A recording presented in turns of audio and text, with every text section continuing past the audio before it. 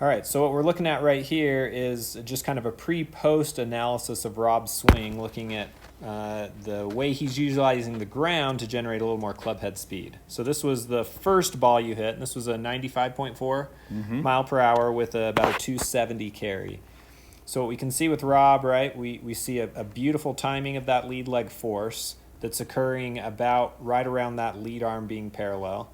We can see in the top left corner that he's sending that force on the lead leg in the blue up towards that ball of the foot. Rob's a rotational player. He's utilizing rotations to generate his club head speed.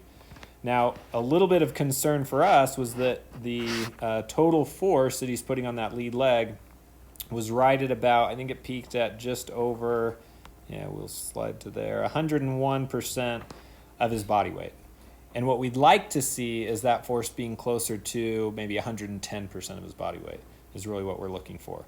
So we gave some feedback. You can maybe talk about just maybe like what you were trying to feel when you took some practice swings between this and your post analysis. Well, just exactly what you were talking about as far as like putting the pressure, feel like you're stepping down on a squishy ball on that lead leg, coming, going through the transition and then transitioning into the forward swing.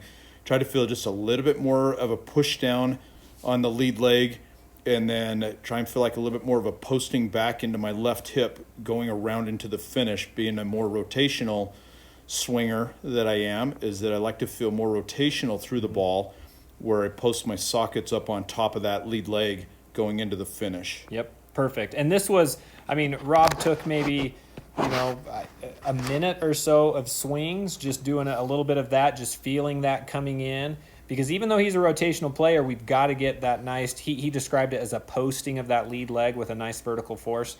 He needs that so that he has that strong base so that he can create that nice rotation. So this is now his post swing. We're following this blue line as we go forward. And what I want to make sure is that we didn't get him in kind of a weird position where he's not peaking at the right time. He's still peaking at a beautiful time. But now if we look, he's gone from 101 to 113%. And all this was he hit a few practice swings, trying to feel that push. We put the force pedal underneath that lead leg so he could kind of feel where that is there.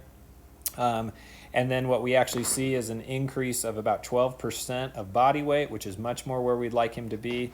Swing speed went from 95.4 to 97.4, so 2 more miles per hour with just 1 minute of some feedback.